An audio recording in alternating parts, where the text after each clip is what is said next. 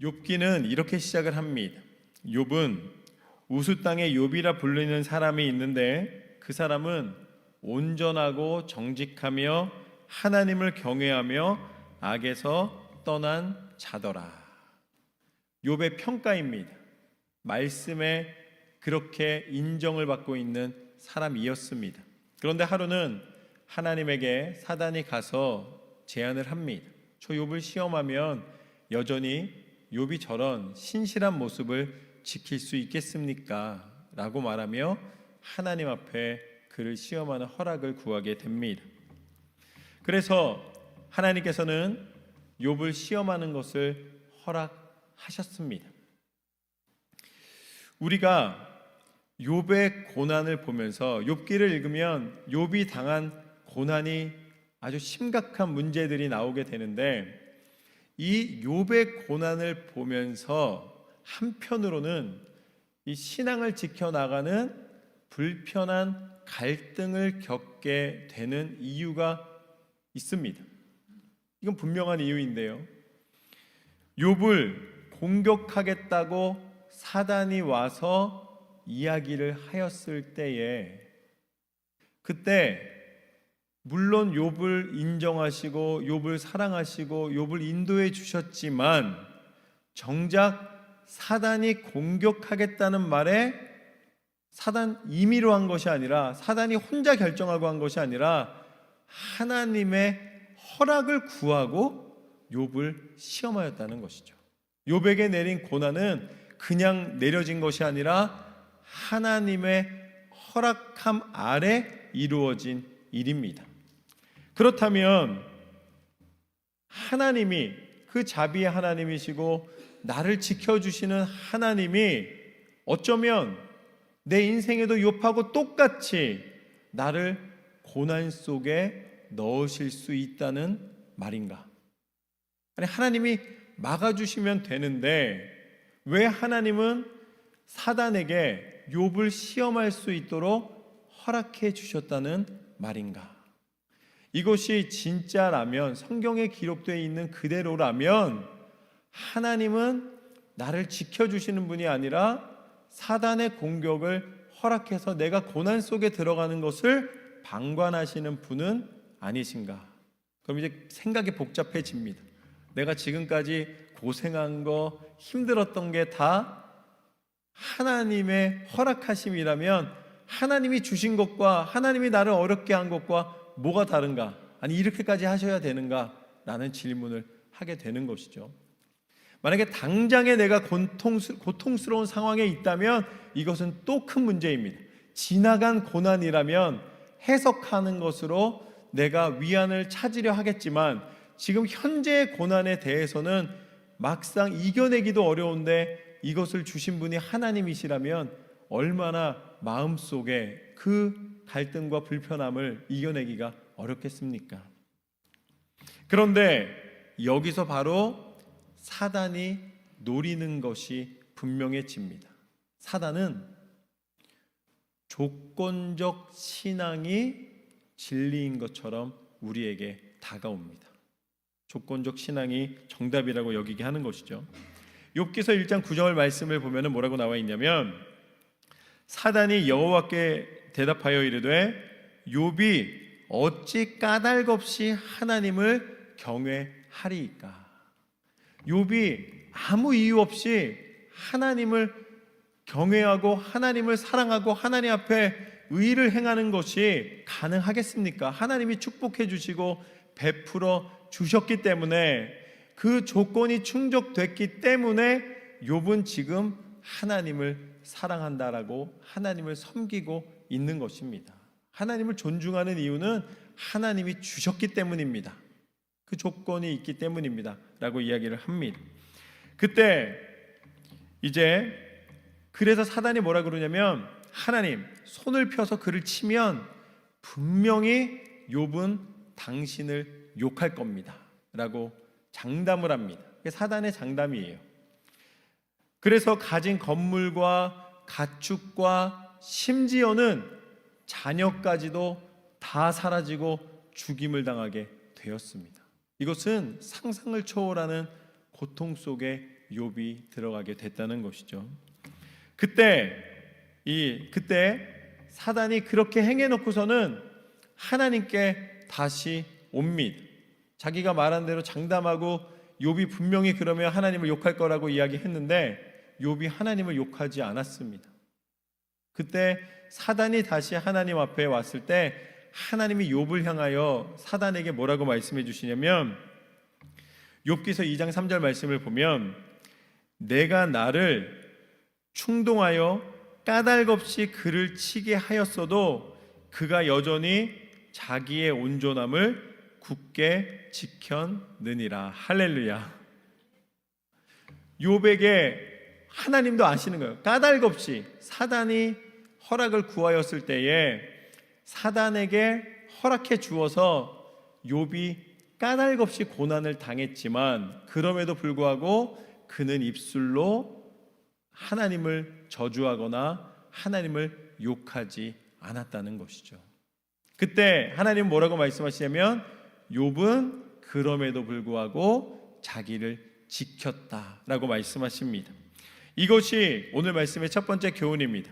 신앙은 내가 지키는 것이다. 할렐루야. 신앙은 내가 지키는 것이다. 하나님이 믿어주시고 하나님이 사랑하시고 하나님이 베푸신다 할지라도 마지막 신앙은 누가 지키는 것입니까? 하나님이 지켜주시는 것이 아니라 내가 지켜내야 된다는 것이죠. 그 어떤 상황 속에서도 신앙은 나의 책임이 된다는 것입니다. 내가 지키지 않으면 누구도 지켜줄 수가 없고 누구도 보장해 줄 수 없는 것이 신앙입니다. 내가 아무리 자녀를 사랑해도 그 자녀가 신앙에서 떠났을 때에 내가 어찌할 수 없는 것이죠. 목사님, 기도 부탁합니다.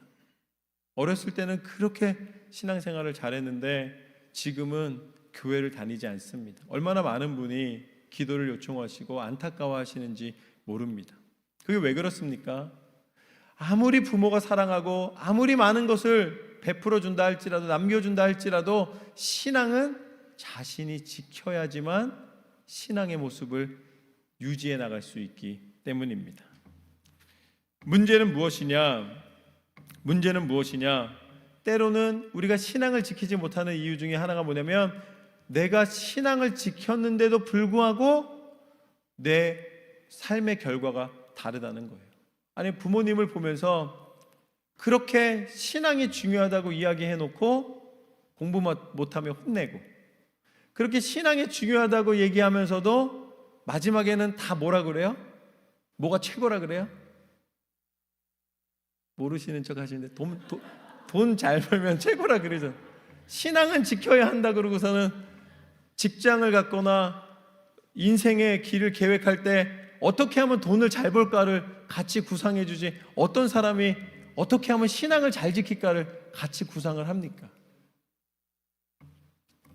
신앙은 스스로가 지켜야 하기도 하지만 그 신앙의 길 가운데 우리가 계속적으로 갈등하는 것은 내 주변의 신앙의 모습들이 내가 꼭 지켜야 되나라는 그런 어떤 갈등을 만들고, 내 부모님도 내 함께하는 믿음의 사람들도 자그마한 고난 속에 넘어지는 모습을 보면서 내 스스로가 신앙을 지켜나갈까 많이 고민을 한다는 것이죠. 우리 자녀들에게 가장 큰 고민 중에 하나가 그거라고 그러더라고요. 목사님들이 열심히 같이 하자 얘기해 놓고서는 어느 날 떠났다는 거예요. 그거 상처돼가지고 나 더 이상 교회 나가고 약속 안 지켰다는 거죠. 그러니까 내 신앙을 흔드는 수많은 일들이 내게 다가왔을 때, 때로는 건강에 문제가 생기고, 때로는 내가 구상했던, 내가 보장받고 내가 보호하고 싶고 내가 유지하고 싶고 내게 채우기 원했던 것이 거의 다 왔는데 내 것이 아니라고 느껴졌을 때, 하나님 이러실 수 있는 겁니까? 라고 신앙이 뿌리채 흔들리게 되는 경우가 있다는 것입니다. 그런데 여기서 우리가 기억할 것은 무엇인가? 물론 사단이 오늘 욥에게 한 것처럼 그 시험이 다가올 때 하나님의 허락하신 가운데 시험이 올 때도 있습니다. 그런데 이건 시험이 아니에요. 여러분 길 가다가 돌에 걸려서 넘어졌어요. 하나님 왜 나를 시험하십니까? 그거는 여러분이 부주의해서 넘어진 겁니다. 하나님이 주시는 시험이 분명히 있지만 내가 잘못해서 내가 실수해서 하는 부분들이 있고, 그러나 하나님이 그 신앙을 지켜나가는 경우에 사단이 그 신앙에 대해서 하나님께 와서 이렇게 욥에게 하는 것처럼 내 신앙을 흔들고자 그 연약함을 파고들고 교묘하게 사단이 다가올 때가 있다는 것이죠. 그때 하나님이 우리를 내가 지켜야 하는 이유는, 내가 지킬 수 있는 이유는, 내가 그럼에도 불구하고 신앙에 지킬 수 있는 소망을 유지할 수 있는 이유는 무엇인가? 그것은 오늘 말씀의 두 번째 교훈입니다. 하나님은 항상 그 자리에 계신다. 할렐루야. 하나님은 항상 그 자리에 계신다. 하나님은 우리가 무엇을 해드린다고 우리를 사랑하셔서 가까이 와주시고, 우리가 안 한다고 멀리 가시고 그런 분이 아니시라는 것입니다. 항상 하나님은 그 자리에 계시는 줄로 믿습니다. 그래서 사단이 와서 욥을 시험하는 허락을 맡을 때에, 그럼에도 불구하고 하나님이 그 사단에게 허락하시면서도 마지막에 뭐라고 말씀하시냐면, 욥기서 2장 6절 말씀을 보면 다만 그의 생명에는 손을 대지 말라. 사단에게 허락해 주는 것처럼 보이지만 하나님이 우리 가운데 지켜야 하는 것, 하나님이 우리한테 가장 중요한 것, 하나님이 우리에게 베풀어 주시기 원하시는 것만큼은 절대 포기하지 않으시는 하나님이신 줄로 믿습니다. 오히려 하나님은 우리가 그 신앙을 지키는 것이 내 안에 하나님이 조건을 주셔서 지키는 것이 아니라 진정한 믿음의 신앙임을 증명할 수 있도록 기회를 주시는 것입니다. 그럼에도 불구하고 우리의 연약함을 아시기에 하나님은 생명은 건드리지 말으라고 분명히 사단에게 선을 그어주시는 하나님이십니다. 하나님은 그 자리에 계실 뿐만 아니라 우리를 지키시는 신실하신 한결같은 하나님이신 줄로 믿습니다. 하나님은 항상 그 자리에 계신다. 하나님이 항상 그 자리에 계시니까 사단도 하나님을 찾아가잖아요. 마귀가 하나님을 찾아다녔다는 그 기록이 없습니다. 언제나 그 자리에 계시니까 가서 욥에 대해서 이야기할 때도 사단도 찾아가잖아요.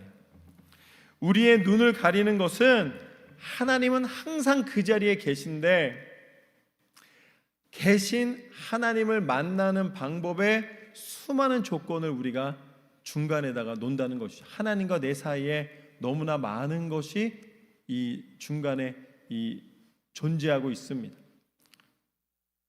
내가 물질의 축복, 명예의 축복, 내가 살아가는 건강의 축복, 이런 축복을 통해서 하나님이 그 자리에 계시다는 것을 우리는 알기를 원하는 거예요. 하나님은 항상 그 자리에 계신데, 하나님과 나 사이에 그 조건이 있어야지만 하나님이 계시다고 느낀다라고 우리는 얘기를 하는 것이죠. 그러다 보니 어느 순간인가 하나님의 계심을 감사하는 것이 아니라, 하나님은 무엇이라고 생각하는 것입니까?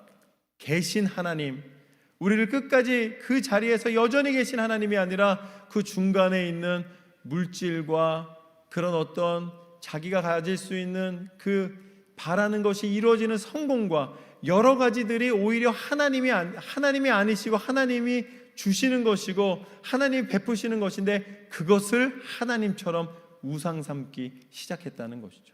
그러니까 사단이 와서 공격하는 게, 이 욥은 그 중간에 있는 조건들을 하나님으로 여기고 있습니다. 하나님은 욥의 의로움은 그것이 아니다, 이 조건 때문에 나를 믿는 것이 아니다라고 이야기해 주신 것이죠. 저는 구름처럼 하나님 앞에 놓여있는 수많은 내 생각 속에 내 기준들이 구름처럼 다시 떠나가고 밝은 태양이 드러나는 것처럼 하나님을 직접 볼 수 있는 믿음을 가지시기를 주님의 이름으로 축원합니다. 조건이 하나님이 아니시라 하나님은 우리를 창조하신, 항상 그 자리에 계신, 우리를 사랑하시는 전능하신 하나님이십니다. 그렇게 하나님은 항상 그 자리에 있다는 것이죠. 그때 사단은 욥을 시험하기 위해서 그렇게 재산도 건강도 그 모든 그 상황들을 다 뭐 건축이나 뭐 가축이나 다 뺏어갔습니다. 그런데 신기한 것은 사단의 입장에서 욥의 아내는 자기 편이라고 생각했나 봐요. 욥의 아내는 안 데려갔습니다. 그때 욥의 아내가 뭐라 그러냐면, 당신이 그래도 온전함을 굳게 지키겠느냐, 하나님을 욕하고 죽으라. 아내가 욥한테 뭐라 그러냐면, 아니 지금 이 상황 속에서도 어떻게 이루고 있니? 당신이 신앙을 지킨 결과가 이 모양이냐 이야기하면서 뭐라 그러냐면, 차라리 하나님을 욕하고 죽으라고 이야기를 합니다. 바로 옆에서 그렇게 이야기를 하는 것이죠. 거기에다가 세 명의 친구가 욥을 위로하기 위해서 가까운 관계에 있었기 때문에 내가 사랑하는 마음으로 왔다 그러면서 욥을 찾아와서 이야기를 합니다. 그런데 욥과 대화를 나눌 때 욥의 말을 들어주는 것이 아니라 계속해서 욥을 충고합니다. 너는 지금 이렇게 고통을 당하고 있는 이유가 죄를 지어서 그렇다.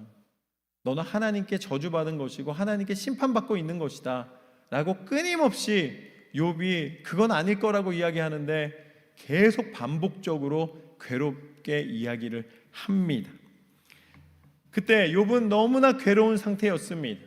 자신이 그런 마음이 아닌데, 내가 지금 하나님을 미워하고 하나님을 욕하는 것이 아닌데 왜 이렇게 이야기하느냐고 계속적으로 대답을 하고 해도 들어주지를 않는 것이죠. 그때 세 명의 친구만 온 줄 알았더니 그 가운데 지금까지 말을 안 하고 있던 한 사람이 더 있었습니다. 그 네 번째 친구가 말하는 장면이 오늘 본문의 말씀입니다. 오늘 본문의 말씀에 보면 욥이 1절부터 보면, 욥이 자신을 의인으로 여김으로 그 세 사람이 말을 그치니 람 종족 부스 사람 바리겔의 아들 엘리후가 화를 내니 그가 욥에게 화를 내면 욥이 하나님보다 자기를 의롭다 하며, 또 세 친구에게 화를 내면 그들이 능히 대답하지 못하면서도 욥을 정죄함이라. 이제 엘리후란 사람이 그 세 사람과 욥의 대화를 들으면서 뭐 답이 없는 거예요. 계속적으로 자기 주장들만 하고 있는 것이죠. 욥은 억울하다 그러고 나머지 세 명은 너는 죄를 지어서 이 고통을 당하는 것이라 이야기하고, 그 이야기가 계속적으로 반복되니까 엘리후가 이제 나서서 뭐라 그럽니까? 욥에게 당신이 과연 화를 내면서 잘하고 있느냐라고 이야기를 합니다. 당신은 하나님보다 자기를 의롭다 여기고 있는 것이 아닌가 생각해 보라고 욥에게 이제 화를 내면서 다그칩니다. 이게 무슨 이유가 무엇이냐면, 욥기서 23장 3절부터 7절까지 말씀을 보면 욥이 뭐라 그러냐면,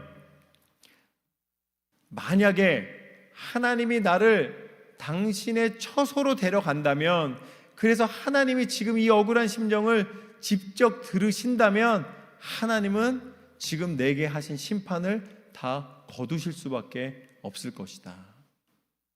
그러니까 하나님은 지금 현재 자신의 의를 몰라주고 계시고, 물론 하나님을 욕하지는 않겠지만 하나님이 야속하다는 것입니다. 어떻게 이렇게 의로운 나를 고난 속에 집어넣을 수가 있는가? 그 생각은 욥 안에도 있는 것이죠. 자기 의에 대한 인정을 하지 않으신다라고 하나님께 섭섭한 감정을 가지고 있는 것입니다.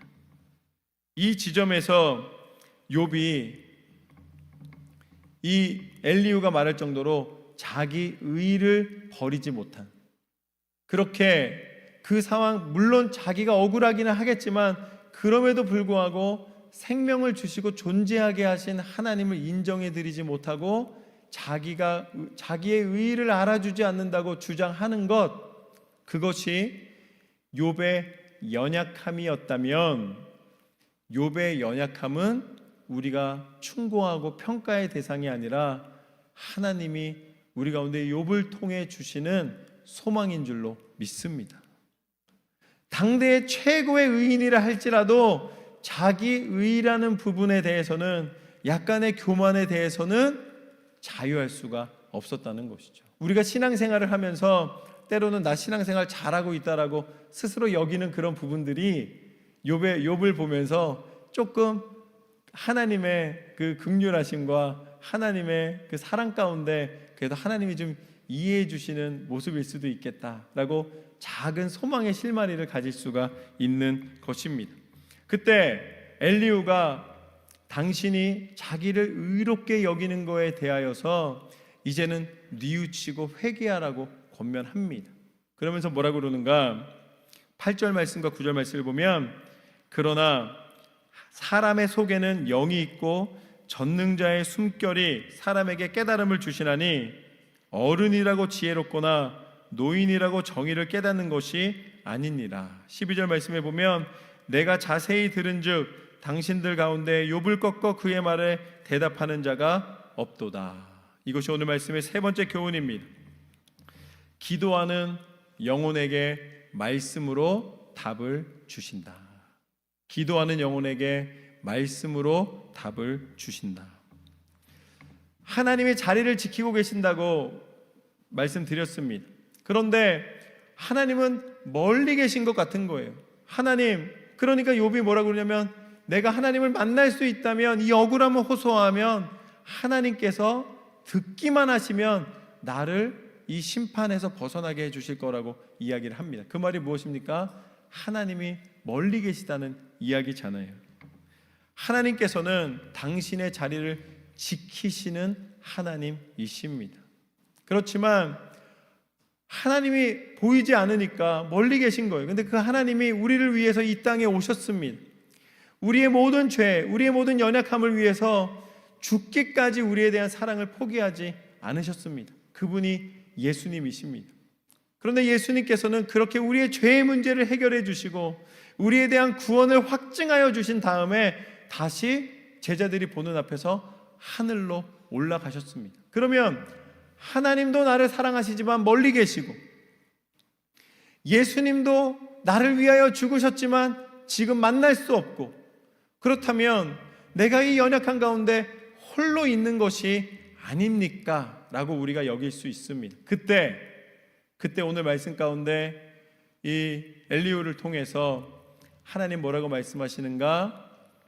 전능자의 숨결이 너와 함께하고 있다. 여러분, 내가 하나님 멀리 계신 것처럼 느껴지고 예수님이 나를 위해 죽으셨지만 나와 만나주지 않으시는 것처럼 여겨질 때 하나님은 오해하지 말라고 하십니다. 전능자의 숨결, 하나님이 마치 내 옆에서 이 숨소리가 나는 것처럼 하나님이 내 곁에 계시다고 분명하게 알려주십니다. 그분이 누구신가? 그분이 바로 성령 하나님이십니다. 할렐루야. 성령이 말할 수 없는 탄식으로 우리를 위하여 중보하시며, 성령이 우리를 홀로 두지 않으시고 우리 가운데 임하여 주시는 줄로 믿습니다. 성령이 내 안에 임하여 주십니다. 그래서 하나님이 내 안에 계심을 알려주실 뿐만 아니라 내게 그 음성을 듣게 하여 주시고 나로 깨닫게 하여 주시고 나로 하나님을 인정해 드리며 하나님의 사람으로서 다시 한번 숨 쉴 수 있는 그 하나님의 숨결과 함께 다시 살아날 수 있는 힘을 허락하여 주시는 줄로 믿습니다. 성령의 능력이 우리 가운데 임하시리라. 내 인생에서 답을 찾으려면 고난과 어려움뿐일 때가 많습니다. 그러나 그 속에서 욥도 대답을 하지 못했다고 나와 있습니다. 그러나 우리의 유일한 소망은 우리 가운데 생명의 말씀으로 우리의 영혼을 살리시고 우리를 구원하신 예수 그리스도, 그분을 보내신 하나님, 우리의 숨결로 임하여 주신 성령의 능력 가운데 우리는 날마다 힘을 얻고 살아갈 수 있는 줄로 믿습니다. 이 순간에도 나를 붙잡고 계신 하나님을 바라보며 끝까지 승리하시는 우리 성도님들 되시기를 주님의 이름으로 축원합니다.